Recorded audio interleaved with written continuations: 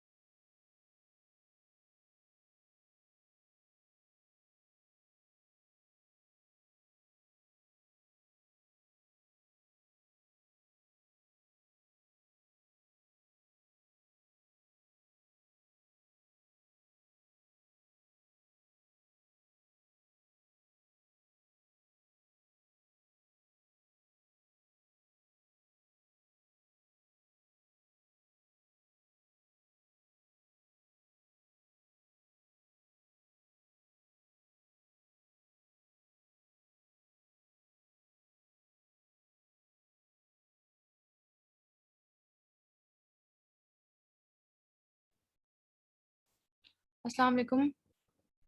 Screen share हो रही है सबको और आवाज क्लियर है?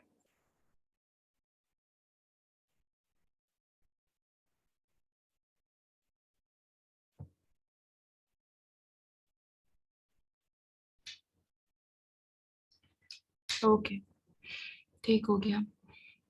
सीवीएस में जो हमारी चीज रह गई है करने वाली, दैट इज कार्डियोमायोपैथीज। अब जो भी रह गया ना वो यूक्यू नहीं है, और वेरी रेयरली आपको उसमें से कोई ना कोई एमसीक्यू आ सकता है, इसलिए ये मैंने लास्ट डे उसके लिए रखा था। और जो यूक्यूज थे वो हमने, और जो इम्पोर्टेंट टॉपिक्स थे वो हम ऑलरेडी कवर कर चुके हैं, वो एटलीस्ट आपको अच्छे से आने चाहिए। जो आज मैं चीजें करा रही हूँ वो इम्पोर्टेंट नहीं है, लेकिन उनका आपको पता होना चाहिए। कभी ऐसी क्यों नहीं आया उनके अंदर से, और ना ही कभी एमसीक्यू मैंने कोई सॉल्व किया था। तो लेकिन आज हम इनको बस जल्दी जल्दी गो थ्रू करेंगे, और आज का लेक्चर भी छोटा ही होगा। एंड पर कोई क्वेश्चन भी नहीं है जो यूक्यू आया हो जो मैं शेयर कर सकूं आप लोगों के साथ। और उसके बाद इंशाल्लाह हम कल जो है वो रेस्पिरेटरी सिस्टम स्टार्ट करेंगे, और फिर कॉलेजेस भी स्टार्ट हो जाएंगे। तो I will keep my lecture short, ताकि आप लोगों का ज्यादा टाइम ना लगे और आपको एटलीस्ट एक कॉन्सेप्ट मिल जाए कि अगर आपको सिनेरियो आ जाए तो उसको पिक कैसे करना है। मैं ज्यादा टाइम नहीं लिया करूंगी आप लोगों का। ठीक है, पेज नंबर है डेविडसन का 538। पेज नंबर है 538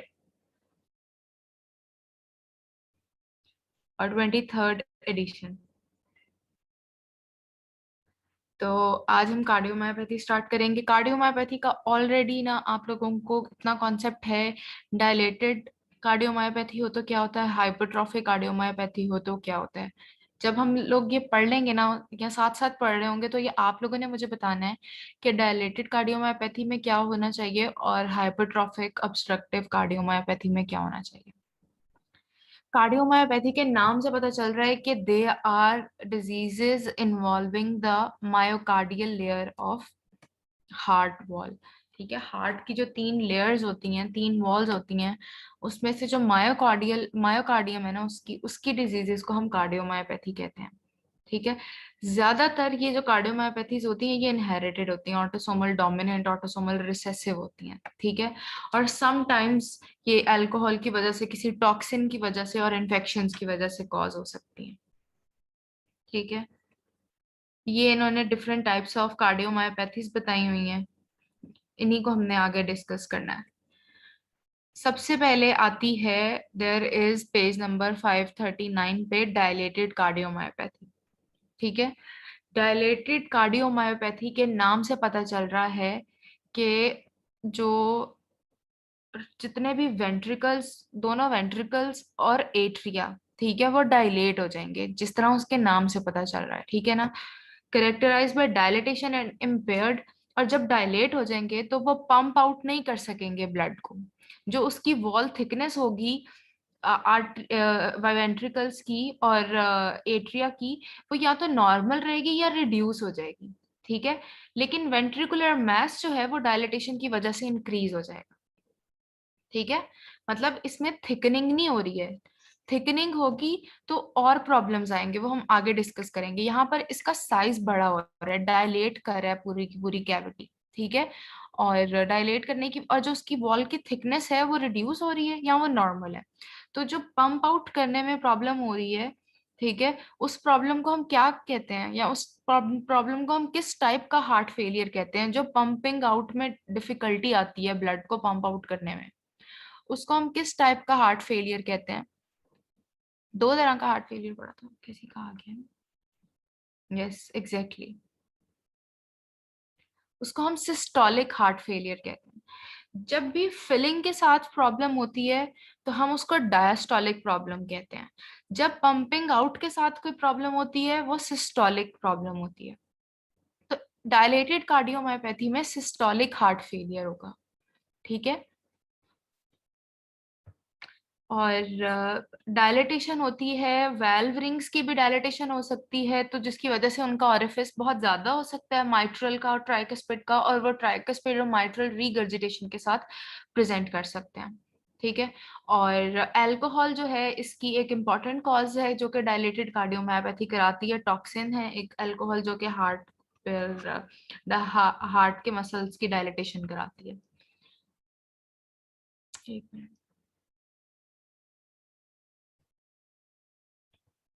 फिर उसके बाद है, और इसमें बाकी सारी चीजें वो आपकी सेलुलर लेवल पे जो चेंजेस आ रही होती हैं जो कि बिल्कुल भी इंपॉर्टेंट नहीं है, उनमें कुछ बातें बताई हुई हैं कि मस्कुलर डिस्ट्रॉफीज के साथ साथ ये एसोसिएटेड हो सकती है। बैकर और डुशीन आती हैं। बैकर और डुशीन जो है ये आपने पीड्स में बहुत अच्छे से पढ़नी है। डुशीन मस्कुलर डिस्ट्रॉफी और बैकर मस्कुलर डिस्ट्रॉफी, ये वहां के टॉपिक्स हैं, लेकिन उनके साथ साथ भी कार्डियोमायोपैथी से एसोसिएटेड होती हैं, ये बात बताई हुई है। क्लिनिकल फीचर्स आपको पता है कि पेशेंट ने सिस्टोलिक हार्ट फेलियर के साथ प्रेजेंट करना है। और एक बात हमने, जब भी हमने पहले भी पढ़ी थी कि जब लेफ्ट एट्रिया भी डायलेट कर रहा था, पीछे भी हमने कहीं पढ़ा था, तो एट्रियल फिब्रिलेशन का चांस बहुत ज्यादा हो रहा था उसकी इनहेंस्ड इलेक्ट्रिकल एक्टिविटी से। इसका कोई क्वेश्चन है? नहीं, पेपर में पैथोजेनेसिस का कोई रोल नहीं है, कहीं कोई क्वेश्चन नहीं आता। किसी का कोई क्वेश्चन है कि पेपर में पैथोजेनेसिस पूछी जाती है, तो बिल्कुल भी नहीं पूछी जाती है। पैथोजेनेसिस से आपको कोई लेना देना नहीं है। आप ये जो चीजें पढ़ा रही हूँ ये भी यूक्यू में नहीं आती, लेकिन एटलीस्ट कवर तो कराना है ना, तो इसलिए मैंने आपको ये आज का दिन थोड़ा बहुत रखा हुआ है इन चीजों, छोटी छोटी चीजें हैं इनके बारे में बताने के लिए। आपको सिर्फ इन्वेस्टिगेशंस आनी चाहिए, लिस्ट डाउन करनी इन्वेस्टिगेशंस आनी चाहिए। और ड्रग्स हैं तो उनमें से ड्रग की अगर क्लास है ना, तो उसके अंदर से आपको एटलीस्ट उस ड्रग का एक नाम आना चाहिए। अगर एस इनहिबिटर है तो उसके अंदर से पता हो कि लिसिनोप्रिल है या रेमिप्रिल है, इस तरह के 1-2 नाम पता होने चाहिए। अच्छा, डायलेटेड कार्डियोमायोपैथी है तो हार्ट फेलियर, पंपिंग एक्टिविटी नहीं हो रही तो थ्रोम्बोएम्बोलिज्म का चांस और एरिथमिया का चांस और सडन डेथ का चांस जो है वो बहुत ज्यादा होता है, और हार्ट फेलियर वाले साइंस और सिम्टम्स आएंगे इस पेशेंट के अंदर। और ट्रीटमेंट इन्वेस्टिगेशंस वही इकोकार्डियोग्राफी कराएंगे, एमआरआई कराएंगे, जिससे आपको हार्ट का स्ट्रक्चर और फंक्शन पता चल जाएगा। और मैनेजमेंट कंट्रोल करना है हार्ट फेलियर को। हार्ट फेलियर के ट्रीटमेंट में आपने पहले प्री लोड आफ्टर लोड कम करना होता है, और डायूरेटिक्स फिरोसमाइड देनी होती है, ऑक्सीजन देनी होती है। वही LMNO-P वाला जो है ना, वो इसमें यूज होता है। और फिर बीटा ब्लॉकर्स और एस इनहिबिटर्स और ARBs यूज कर सकते हो। जो अब इसमें से मेन है ना, वो है हाइपरट्रॉफिक कार्डियोमायोपैथी। बच्चों के अंदर जो कॉमन ज्यादा होती है वो होती है डायलेटेड कार्डियोमायोपैथी, और जो एडल्ट्स के अंदर ज्यादा कॉमन होती है ना, वो होती है हाइपरट्रॉफिक कार्डियोमायोपैथी। इसे हम हाइपरट्रॉफिक ऑब्स्ट्रक्टिव कार्डियोमायोपैथी भी कहते हैं। इसको होकम भी कहते हैं, कुछ लोग इसको होकम के नाम से प्रोनाउंस करते हैं, कुछ लोग इसको हाइपरट्रॉफिक कार्डियोमायोपैथी कहते हैं, कुछ लोग इसको हाइपरट्रॉफिक ऑब्स्ट्रक्टिव कार्डियोमायोपैथी कहते हैं। अच्छा, तो ये this is the most common form of cardiomyopathy. और बेसिकली इसमें left page number is 539। Hypertrophic cardiomyopathy most common type है कार्डियोमायोपैथीज की। और इसके अंदर जो लेफ्ट वेंट्रिकुलर, एक तो मैस तो ज्यादा हो रहा है, वो किस लिए ज्यादा हो रहा है, क्योंकि उसके मसल की हाइपरट्रॉफी हो रही है, थिकनिंग हो रही है। तो जिस तरह डायलिटेशन में कैविटी का साइज इंक्रीज हो रहा था और पंपिंग में प्रॉब्लम हो रही थी weakness of the muscle wall की वजह से, इसके अंदर क्या हो रहा है, कैविटी का साइज छोटा हो रहा है लेफ्ट वेंट्रिकुलर हाइपरट्रॉफी की वजह से। ठीक है, मसल की थिकनेस की वजह से, वॉल की थिकनेस की वजह से। तो इसके अंदर ब्लड की फिलिंग में प्रॉब्लम आएगा। तो इसके अंदर किस टाइप का हार्ट फेलियर हो सकता है?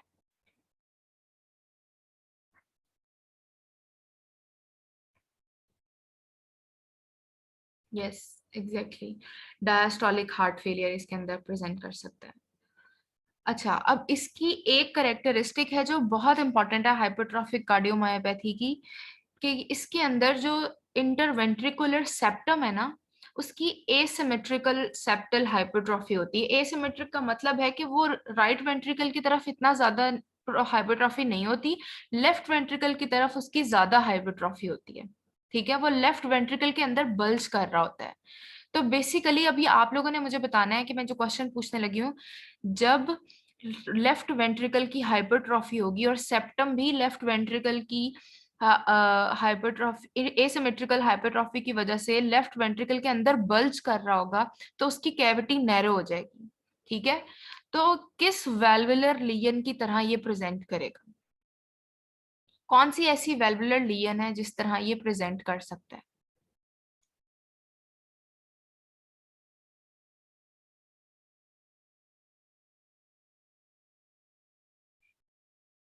क्योंकि इसके अंदर, अब ठीक है मैं बताती हूँ अगर नहीं पता चल रहा, जब पूरा का पूरा लेफ्ट वेंट्रिकल एक तरह से बंद हो गया है, ठीक है, एक इसके अंदर सबसे पहले हमने बात कर ली डायस्टोलिक हार्ट फेलियर की। ठीक है, दूसरी बात है इसकी आउटफ्लो ऑब्स्ट्रक्शन हो रही है। यस, एग्जैक्टली, एओर्टिक स्टेनोसिस की तरह भी इसकी फीचर्स आते हैं। यस, इसकी आउटफ्लो ऑब्स्ट्रक्शन हो रही है क्योंकि एसिमेट्रिकल हाइपरट्रॉफी है, उसने एओर्टिक वाल्व की ओपनिंग को भी बंद कर दिया है। ठीक है, तो एक तो ये डायस्टोलिक हार्ट फेलियर की तरह और एओर्टिक स्टेनोसिस के तरह भी ये प्रेजेंट कर सकता है। जब आपको, अगर इन केस किसी सेंडअप में या किसी टेस्ट में ये सिनेरियो आ जाता है ना कि ये यंग एथलीट्स में मोस्ट कॉमन कॉज है डेथ की। ठीक है, रग्बी प्लेयर या सॉकर प्लेयर के स्टार्ट से आपको बताते हैं कि उसकी हिस्ट्री है कि एक प्लेयर है और वो सडन डेथ के साथ प्रेजेंट किया है। हाइपरट्रॉफिक कार्डियोमायोपैथी में माइट्रल रिगर्जिटेशन, हाँ आगे देखते हैं आगे। मेरा नहीं ख्याल हाइपरट्रॉफिक कार्डियोमायोपैथी के अंदर होती है, डायलिटेशन के अंदर तो जरूर इनकॉम्पिटेंस हो सकती है। बहुत इन हाइपरट्रॉफीज के ना ये जितनी कार्डियोमायोपैथीज हैं इनके डिफरेंट फीचर्स हैं। अलहदा अलहदा से याद रखो कि डायलेटेड के लिए ये हैं और हाइपरट्रॉफिक के लिए ये हैं। अभी सिर्फ मैंने एओर्टिक स्टेनोसिस की बात की है और एक डायस्टोलिक हार्ट फेलियर की बात की है।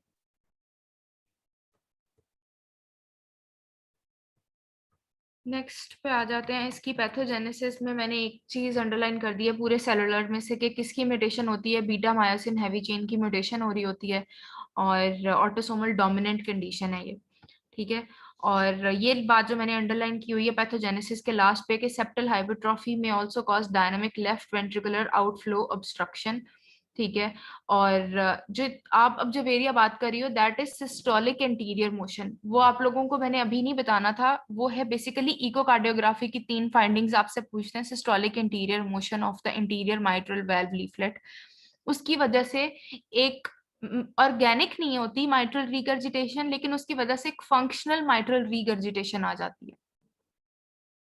मतलब पेशेंट के वेल्व का ऑरिफिस नहीं ज्यादा होता है, ये जो माइट्रल वेल्व का लीफलेट होता है ना ड्यूरिंग सिस्टली, उसकी एंटीरियर मोशन होती है, तो जिसकी वजह से माइट्रल रिगर्जिटेशन रिजल्ट कर सकती है। ये इसका बिहाइंड द मैकेनिज्म होता है। अब किसी को ये समझ आ रही है कि अंजाइना के साथ क्यों क्लिनिकल फीचर्स में प्रेजेंट कर सकता है, क्योंकि इसमें एओर्टिक स्टेनोसिस वाले सिम्टम्स आ रहे हैं, ठीक है। Breathlessness, arrhythmias and sudden death इसके कॉमन क्लिनिकल फीचर्स हैं। The symptoms and signs are similar to those of aortic stenosis, ठीक है। और हाइपरट्रॉफिक कार्डियोमायोपैथी में बहुत मुश्किल से जो ब्लड है वो पंप आउट होता है, ठीक है। तो जिसकी वजह से जो ब्लड पल्स का करेक्टर होता है ना वो जर्की होता है, उसका वॉल्यूम नहीं ज्यादा होता, लेकिन क्योंकि कंट्रेक्शन बहुत ज्यादा करनी पड़ती है हार्ट के मसल्स को पंप आउट करने के लिए ब्लड को, तो वो पल्स का जो करेक्टर है वो जर्की होता है। और sudden death typically occurs during और just after vigorous physical activity, क्योंकि साथ ही एसोसिएटेड होता है वेंट्रिकुलर एरिथमियाज के। और ये यंग एथलीट्स का की हिस्ट्री हमेशा आपको बताएंगे और उसके बाद ये क्वेश्चन को आगे लीड करेंगे। यंग एथलीट या रग्बी प्लेयर की यूजुअली हिस्ट्री बताई होती है, और कि वो ब्रेथलेसनेस के साथ आपके पास प्रेजेंट किया है, और फिर वेंट्रिकुलर एरिथमिया की हिस्ट्री बता सकते हैं उसको उसकी ईसीजी में, और या फिर वो सडन डेथ की बताएंगे, तो उसका डायग्नोसिस हमेशा हाइपरट्रॉफिक ऑब्स्ट्रक्टिव कार्डियोमायोपैथी है। टेबल नंबर, ये 2 टेबल्स बने हुए हैं बॉक्सेस 16.105, उसमें इसके क्लिनिकल फीचर्स लिखे हुए हैं, और 16.105 जो 106 है ये इसके अंदर से कोई ना कोई एमसीक्यू बन सकता है, risk factors for sudden death in hypertrophic obstructive cardiomyopathy. मतलब अगर उसकी प्रीवियस हिस्ट्री है कार्डियक अरेस्ट की, रिकरेंट सिनकपी है, एन एडवर्स जीनोटाइप और फैमिली हिस्ट्री है उसकी, ये आपने याद कर लेना, ये रट्टे वाले हैं सारे। फीचर्स हमने ऑलरेडी देख लिए हैं, डिस्निया एक्सर्शन पे, और एंजाइना, सडन डेथ के साथ सिनकपी, जो सैड एओर्टिक स्टेनोसिस वाले फीचर्स थे ना वो सारे इसके अंदर आ सकते हैं, ठीक है। और फिर उसके बाद अच्छा, अब जो जो बात एओर्टिक स्टेनोसिस से किसी का अगर कोई क्वेश्चन हो कि एओर्टिक स्टेनोसिस से फिर हम होकम को कैसे डिफरेंशिएट करेंगे, एक तो इकोकार्डियोग्राफी पे और इसके अंदर डबल इम्पल्स मिलती है आपको। एओर्टिक स्टेनोसिस के अंदर आपको डबल इम्पल्स नहीं मिलती, इसके अंदर आपको double impulse at the apex मिलती है। हाइपरट्रॉफी होने की वजह से फोर्थ हार्ट साउंड भी पैल्पेबल होता है, ठीक है। तो एक इम्पल्स आती है फौरन उसके बाद दूसरी इम्पल्स भी आपको फील होती है एपेक्स पे, वो फोर्थ हार्ट साउंड की होती है, क्योंकि फिलिंग में प्रॉब्लम आ रही होती है, ठीक है। और अगर तो सिस्टोलिक इंटीरियर मोशन हो रहा है माइट्रल वेल्व का, तो आपको पैन सिस्टोलिक मर्मर भी मिल सकता है। और मिड सिस्टोलिक मर्मर आपको आउटफ्लो ऑब्स्ट्रक्शन की वजह से मिल रहा होता है, जो एओर्टिक स्टेनोसिस में भी समटाइम्स हमें मिलता है, ठीक है। ये है लेफ्ट वेंट्रिकुलर आउटफ्लो ऑब्स्ट्रक्शन का फीचर, मिड सिस्टोलिक मर्मर, क्योंकि सिस्टली में ब्लड एओर्टा से बाहर जाना होता है ना, तो सिस्टली का मर्मर आएगा इसके अंदर। और ये पैन सिस्टोलिक मर्मर ये माइट्रल वेल्व की जो इंटीरियर मोशन होती है सिस्टली के अंदर उसकी वजह से आ रहा होता है। तो अगर कोई पूछे कि डिफरेंशिएट कैसे करेंगे हुक्म को, तो एक तो इसको इकोकार्डियोग्राफी पे डिफरेंशिएट करेंगे। इकोकार्डियोग्राफी पे आपको एओर्टिक स्टेनोसिस नहीं मिलेगी, आपको एक बनाना शेप्ड अपीयरेंस मिलेगी, क्योंकि इसकी जो कैविटी है वो इतनी थिन आउट हो चुकी होती है कि वो एक बनाना की शेप दे रही होती है। किसी ने शायद ये कहीं अगर पथोमा पड़ी हुई है या पैथोलॉजी पड़ी हुई है तो उसके अंदर जरूर लिखा होगा बनाना शेप कैविटी का वर्ड, इकोकार्डियोग्राफी पे मिलती है। और एओर्टिक वाल्व जो है उसको कोई प्रॉब्लम नहीं होता, सिस्टोलिक इंटीरियर मोशन मिल सकती है आपको माइट्रल वाल्व की। ये इकोकार्डियोग्राफी की फाइंडिंग्स ना एक डिस्टिंक्शन वाला क्वेश्चन है कि इकोकार्डियोग्राफी पे क्या फाइंडिंग्स मिलती हैं हुक्म के। तो एक ये सिस्टोलिक इंटीरियर मोशन जो है मिल रही है माइट्रल वेल्व की लीफलेट की, और दूसरी ये लिखी नहीं हुई है बुक के अंदर, ये मैं आपको बता रही हूँ कि systolic anterior motion of mitral valve leaflet मिलती है इकोकार्डियोग्राफी के ऊपर, और एसिमेट्रिकल हाइपरट्रॉफी मिलती है इंटरवेंट्रिकुलर सेप्टम की, और बनाना शेप्ड कैविटी बनी होती है इकोकार्डियोग्राफी पे। ये 3-4 फाइंडिंग्स हैं जो आपने बतानी होती है। पर ईसीजी अब नॉर्मल होती है, लेफ्ट वेंट्रिकुलर हाइपरट्रॉफी के फीचर्स शो कर रही होती है, वो तो आपको तभी पता चलेंगे जब आपको ईसीजी आती होगी। कुछ कॉलेजेस में मेरा ख्याल है करवाते भी होंगे ईसीजी, और कुछ कॉलेजेस वाले बस कॉमन कॉमन बातें बताते हैं। अच्छा ठीक है, रिपीट कर देती हूँ। एक चीज है systolic anterior motion of mitral valve leaflet. जो माइट्रल वेल्व के लीफलेट हैं वो सिस्टली में उनकी मोशन होती है, जिसकी वजह से माइट्रल रीगर्जिटेशन हो सकती है। तो अच्छा, डिस्टॉर्शन हो रही है आवाज के अंदर, अभी भी हो रही है?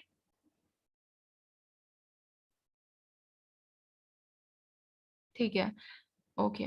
Systolic interior motion of interior mitral valve leaflet एक फीचर आता है इकोकार्डियोग्राफी पे। दूसरा फीचर आता है asymmetrical hypertrophy of interventricular septum, और एक बनाना शेप्ड कैविटी मिल रही होती है आपको लेफ्ट वेंट्रिकल की, हार्ट की जो साइड पे चैम्बर की।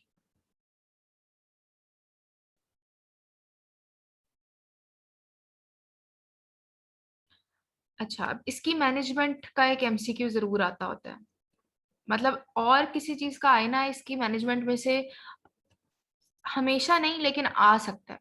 वो ये आता है कि इसमें कौन से ड्रग्स को अवॉइड करना है, ठीक है, और कौन से ड्रग्स देने हैं। सबसे पहले इसके अंदर बीटा ब्लॉकर्स दिए जा सकते हैं, ठीक है, और रेट लिमिटिंग कैल्शियम एंटेगनिस्ट दे सकते हैं, और ये सिम्टम्स को रिलीव करेंगे और सिंकपल हार्ट की जो एक्टिविटी है, हार्ट की जो डिमांड है उसको रिड्यूस कर देंगे, और जो सिंकपी के अटैक्स हो रहे हैं, अंजाइना हो रहा है, वो पेशेंट का रिड्यूस हो रहा है। एरिथमियास, अमायोडारोन जो है एक क्लास 3 एंटी एरिथमिक है, वो दी जा सकती है इसके अंदर, ठीक है। और outflow obstruction can be improved by partial surgical resection, उस सेप्टम की रिसेक्शन की जा सकती है। ये हमने चीज देनी है, ठीक है। जो चीज नहीं देनी ना वो लास्ट लाइन में लिखी हुई है, बेसिकली डाइजॉक्सिन और वेजोडाइलेटर्स। डाइजॉक्सिन और वेजोडाइलेटर्स क्या करेंगे, हार्ट के अंदर जब थोड़ा सा ब्लड आएगा तो वो कैविटी खुल जाएगी ना, ठीक है। वो जो कैविटी बनाना शेप्ड हुई है हार्ट के अंदर, जब थोड़ा सा भी ब्लड आएगा तो वो खुल जाएगी। लेकिन ये जो वेजोडाइलेटर्स है ना, ये प्री लोड को कम कर देंगे, हार्ट के अंदर ब्लड को फिल नहीं होने देंगे, ठीक है। तो पहले ही फिलिंग में प्रॉब्लम है, तो ये जो वेंट्रिकुलर आउटफ्लो ऑब्स्ट्रक्शन है ये बिल्कुल ही ब्लड ना होने की वजह से एनहांस हो जाती है। तो जितने भी ड्रग्स जो वेजोडाइलेशन करा रहे हैं या प्री लोड कम कर रहे हैं, वो इसके अंदर कॉन्ट्रा इंडिकेटेड है।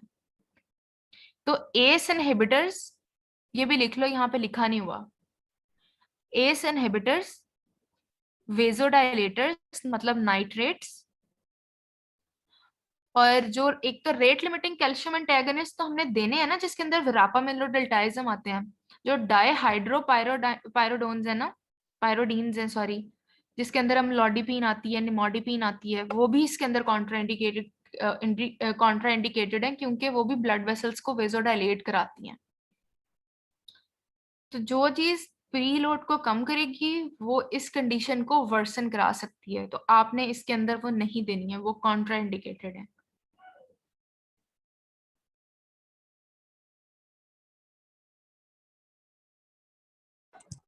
नमन, आपने जो कॉन्ट्रा इंडिकेटेड है वो दोबारा रिपीट कर दें काइंडली। हाँ जी, मैं करती हूँ। जो कॉन्ट्रा इंडिकेटेड है ना, उसके अंदर वो ड्रग्स हैं जो प्री लोड आफ्टर लोड को हार्ट के कम करें, ठीक है, और उससे ब्लड की फिलिंग और डिक्रीज होगी, तो जो ऑब्स्ट्रक्शन है वो और ज्यादा एनहेंस हो जाएगी। तो इस कंडीशन को वर्सन कर सकते हैं तो वेजोडाइलेटर्स में, जिसमें नाइट्रेट्स, और प्रीलोड कम करते हैं जो एस इनहिबिटर्स, और जो डाईहाइड्रोपायरिडीन्स हैं जिसके अंदर अमलोडिपिन, निमोडिपिन जो कैल्शियम चैनल ब्लॉकर्स हैं वो। ये सब कॉन्ट्रा इंडिकेटेड है। डाइजॉक्सिन का ना कुछ जगह पर कहते हैं कि कॉन्ट्रा इंडिकेटेड है, कुछ जगह पर कहते हैं नहीं है, लेकिन हमारी बुक मेंशन करती है, तो डाइजॉक्सिन को भी आप माइंड में रख लो। लेकिन ज्यादातर एमसीक्यू ना कैल्शियम चैनल ब्लॉकर जो अम्लोडिपिन निमोडिपिन है ना, उसके लिहाज से आता होता है, वो कॉन्ट्रा इंडिकेटेड होती हैं। ये याद रखना कि दो तरह के कैल्शियम चैनल ब्लॉकर्स होते हैं, एक वो जो ब्लड वेसल्स पैक करते हैं और वेजोडाइलेट कराते हैं, और एक वो जो हार्ट पैक करते हैं। जो हार्ट पैक करते हैं उन्हें रेट लिमिटिंग कहते हैं, वो एवी नोड की कंडक्शन को स्लो कराते हैं। जो हार्ट पैक करते हैं उसे कहते हैं डेल्टाइज्म और विरापामिल। जो डाइहाइड्रोपायरिडीन्स होते हैं ना, उसके अंदर अम्लोडिपिन निमोडिपिन आती हैं, और वो ब्लड वेसल्स पैक करते हैं।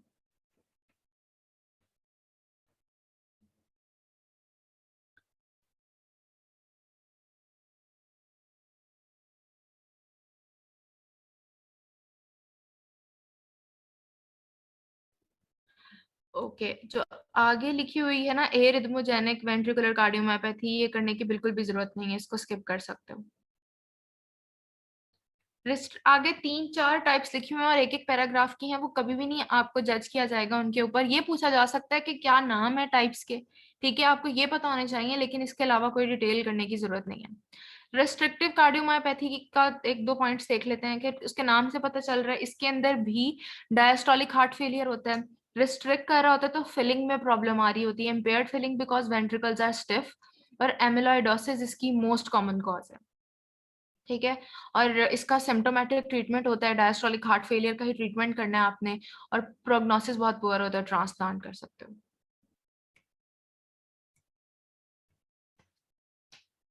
और एक ऑब्लिटरेटिव कार्डियोमायोपैथी है, वो भी सेम रिस्ट्रिक्टिव कार्डियोमायोपैथी के प्रिंसिपल पे ही एग्जिस्ट करती है, ठीक है। उसके अंदर लेकिन मायोकार्डियम के साथ साथ एंडोकार्डियम भी इन्वॉल्व हो जाती है, ठीक है। और उसके अंदर कैविटी की फाइब्रोसिस होना शुरू हो जाती है, और पूरी की पूरी कैविटी ऑब्लिटरेट होना शुरू हो जाती है फाइब्रस टिश्यू की वजह से, ठीक है।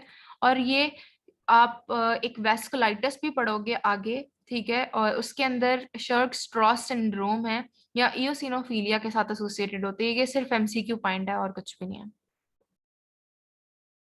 तो बस ये 3 से 4 कार्डियोमायोपैथीज हैं जिनमें डिटेल आपको एटलीस्ट हुक्म की पता होनी चाहिए, कौन सा ड्रग देना है, कौन सा ड्रग कॉन्ट्रा इंडिकेटेड है हुक्म के अंदर, और उसके रीजन भी पता होनी चाहिए कि प्री लोड अगर कम हो जाएगा तो ये वर्सन हो जाएगी, ये चीज पता होनी चाहिए इसके अंदर से।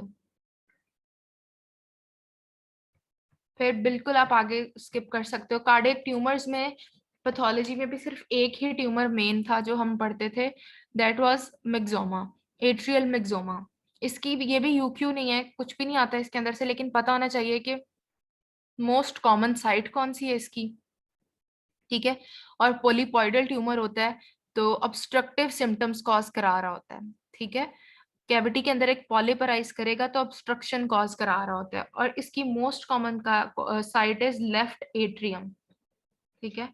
ये पता होना चाहिए एट्रियल मेक्सोमा के बारे में। बस, और ट्रीटमेंट इसका सर्जिकल रिसेक्शन है, और इकोकार्डियोग्राफी पे ये आप इसको डिटेक्ट कर सकते हो। फिर आगे फिर पेरिकार्डियम की डिजीजेज आ जाती हैं। बस एक छोटा सा टॉपिक है और वो देखते हैं। वो बेसिकली हमारा पीडियाट्रिक्स का टॉपिक है, मायोकार्डाइटिस। कल हमने पेरिकार्डाइटिस पढ़े थे, और पेरिकार्डाइटिस में भी मोस्ट कॉमन कॉज हमने पढ़ी थी जो वायरल इलनेस होती हैं। वायरल इलनेस में भी कॉक्सैकी वायरस जो था हमने वो पढ़ा था। पेज नंबर है 538, अगेन 538 पेज पे है मायोकार्डाइटिस। अच्छा, मायोकार्डाइटिस के पेशेंट को मैं पहले बताती हूँ इसे प्रेजेंट कैसे करना है। मायोकार्डाइटिस के पेशेंट ने प्रेजेंट करना है आपके पास कि वो बताएगा 2 दिन पहले पेशेंट को फ्लू लाइक इलनेस थी, ठीक है, और अब पेशेंट सडनली हार्ट फेलियर में चला गया, ठीक है।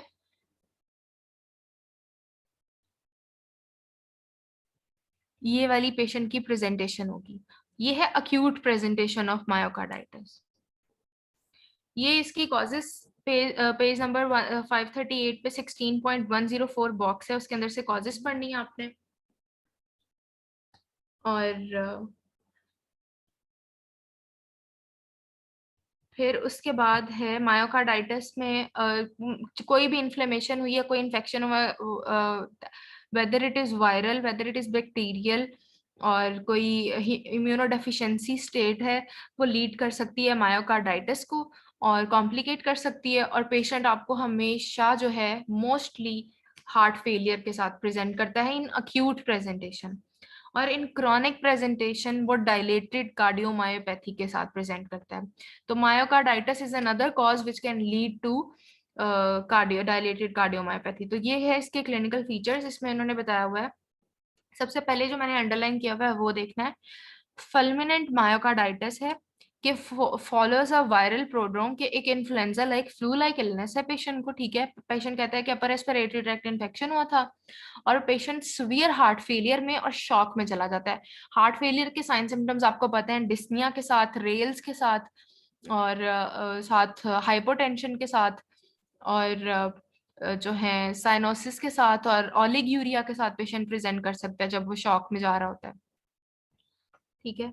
और अगर वो लॉन्ग पीरियड के लिए चलता जाए, क्रॉनिक हो जाए, तो वो फिर आपको अक्यूट मायोकार्डाइटिस अगर लॉन्गर पीरियड के साथ प्रेजेंट करे तो वो it can lead to dilated cardiomyopathy, ठीक है। और ये आगे इसकी टाइप लिखी हुई है, इसके अंदर से जो जिस तरह का सिनेरियो आता है ना, जो पीड्स में सिनेरियो आता है, वो फल्मिनेंट मायोकार्डाइटिस का आता है कि एक वायरल इलनेस के साथ पेशेंट प्रेजेंट करता है और फिर वो हार्ट फेलियर में चला जाता है, और यूजुअली वो बच्चा होता है। ये मायोकार्डाइटिस हर 2 साल तक के बच्चे में बहुत ज्यादा कॉमन है, वायरल इलनेस, और ये हार्ट फेलियर के साथ प्रेजेंट करती है। यूजुअली ये सेल्फ लिमिटिंग इलनेस होती है, ठीक है, और with in 14 days patient recover भी कर जाता है।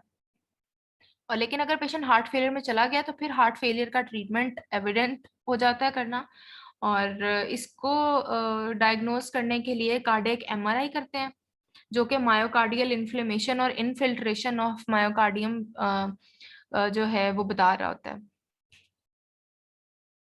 उसके बाद जो है सिर्फ इसके कार्डियक एमआरआई का आपको बताना चाहिए कि वो इन्वेस्टिगेशन ऑफ चॉइस है इसकी, और ट्रीटमेंट सेम आपने इसके अंदर हार्ट फेलियर का एलोमेनोपी वाला ही करना होता है। डाययूरेटिक्स देने होते हैं पेशेंट को, और अपने ऑक्सीजन लगानी है, मॉर्फिन देनी है पेशेंट को, प्रॉप अप करके बिठाना है, उसकी पोजीशन मेंटेन करनी है, बस ये चीजें हैं इसके अंदर। ये थी आपकी सारी कार्डियोमायोपैथीज। और मायोकार्डाइटिस, पेरिकार्डाइटिस हो गया। यस आई नो कि आपके एरिथमियाज रहते हैं, लेकिन वो जो एरिथमियाज है वो कभी भी प्रॉफ में आए नहीं है, तो मुझे वो लग रहा है कि अगर मैं आपको वो पढ़ाना शुरू करूंगी, उसके अंदर से आई नो कि एफिब है जो मुझे पढ़ाना चाहिए, एट्रियल फिब्रिलेशन, लेकिन वो कभी प्रॉफ में आया नहीं है। लेकिन आई थिंक कि वो पता होना चाहिए, तो वो हम, क्योंकि सीवीएस बहुत लंबा चलता जा रहा है, तो वो हम किसी और दिन उसको पढ़ लेंगे, ठीक है। कल से इंशाल्लाह हम इसको रेस्पिरेटरी सिस्टम को स्टार्ट करेंगे। और अगर किसी का कोई क्वेश्चन हो इससे और रिलेटेड, कंजेनिटल हार्ट डिजीजेस आपका पीड्स का टॉपिक है, मैं बिल्कुल रिकमेंड नहीं करूंगी यहाँ से उसको पढ़ना। पीड्स से पढ़नी है आपने कंजेनिटल हार्ट डिजीजेस, पीड्स में उसमें से ये 2 सवाल आने होते हैं कंजेनिटल हार्ट डिजीजेस में से, सीवीएस में से। पीड्स में करनी ही बस कंजेनिटल हार्ट डिजीजेस होती है, और तीसरा एक मायोकार्डाइटिस होता है जी, ये करना होता है, और कुछ नहीं करना होता। और बाकी टॉपिक्स ऑलमोस्ट हमारे इसके अंदर से कवर हो गए। एमआई था जो हार्ट फेलियर, हाइपोटेंशन, और वेल्वुलर हार्ट डिजीजेस, और इन्फेक्टिव एंडोकार्डाइटिस और रोमैटिक फीवर, यही इसके अंदर से यूक्यूज है। अब इसका सीवीएस में से अगर किसी का कोई क्वेश्चन है और, तो वो मेरे से जरूर पूछ ले। हाँ चलो ठीक है, एक बात और बताती हूँ कि आपसे जो इसका क्लिनिकल काम है ना सारा, उसमें आपको जो बेड साइड के बॉक्सेस है ना, सुनता हर कोई वही है, ऑल्दो कहते हैं कि मैक्लॉड पढ़ो मैक्लॉड पढ़ो, लेकिन बेड साइड के टेबल्स आपको जरूर आने चाहिए, S3 की कॉजेज, S4 की कॉजेज, एओर्टिक रीगर्जिटेशन में क्या हो रहा होता है, क्या साइंस, क्या ऑस्कल्टेशन पे फीचर्स मिल रहे होते हैं, ये सारे वेल्वुलर हार्ट डिजीज आपके क्लिनिकल में पूछे जाएंगे। और इसके अलावा बाकी आपसे वही मैथड ही कराएंगे क्लिनिकल, इसके अलावा और कोई चीज एक्स्ट्रा नहीं है जो आपको पता होनी चाहिए। अब किसी का कोई क्वेश्चन है सीबीएस में से तो वो मेरे से जरूर पूछ ले, फिर कल हम इंशाल्लाह एस्थमा से स्टार्ट करेंगे रेस्पिरेटरी सिस्टम। बल्कि आई थिंक कि मैं पहले आपको थोड़ा सा क्लिनिकल उसकी बता दूं चीजें रेस्पिरेटरी की। आप लोग बताओ, ये बेटर है कि मैं पहले आपको ये बता दूं कि व्हाट इज ऑस्कल्टेशन पे क्या हमें फाइंडिंग मिलती हैं, और वोकल रेजोनेंस क्या होती है, वोकल फ्रेमिटस क्या होता है, इसकी क्या होती है, ये एक लेक्चर में ये कर दूं, या हम डायरेक्ट एस्थमा से स्टार्ट करें? इस तरह ये होगा कि आपको थोड़ी मेन कॉजेस पता चल जाएंगी, आपको अपने वार्ड में हेल्प होगी इसकी। बता दो जिस तरह करना चाह रहे हो। ठीक है, मतलब हम इस तरह कर लेते हैं ना कि पहले मैं आपको बता दूंगी कि मतलब आपको रोंकाई का और रेल्स का, इनका भी सारी चीजों का पता चल जाएगा। ये जल्दी से हम ना कल 1 घंटे में ये वाली चीजें करेंगे, फिर परसों से फिर हम अस्थमा स्टार्ट करेंगे। इस तरह ये होगा कि आप लोग फिर मुझे हर अगले लेक्चर में आंसर करोगे कि इसमें क्या क्या फीचर्स आ सकते हैं, और ये बहुत ईजी हो जाएगा आप लोगों के लिए समझना। हाँ, पहले टर्म्स समझ लेते हैं, फिर उसके बाद हम रेस्पिरेटरी सिस्टम स्टार्ट करेंगे। क्योंकि आपका प्रॉफ जो है वो, क्योंकि जनवरी फरवरी में होता है यूजुअली, लेकिन आपका शायद मार्च अप्रैल तक चला जाए, फिर भी विंटर ही चल रहा होता है, अभी समर आया नहीं होता है। तो पेशेंट वार्ड में रेस्पिरेटरी सिस्टम के ही ज्यादा होते हैं। ठीक है, रेस्पिरेटरी के और जीआईटी के। तो आपको ये चीजें अच्छी तरह आनी चाहिए। कल इंशाल्लाह हम इसको देखेंगे और फिर हम अस्थमा स्टार्ट करेंगे इंशाल्लाह। ओके, मेरी तरफ से आज का खत्म है लेक्चर। अगर किसी का क्वेश्चन है वो ग्रुप में पूछ ले, या फिर हम यहीं पर पूछ सकते हैं। अल्लाह हाफिज।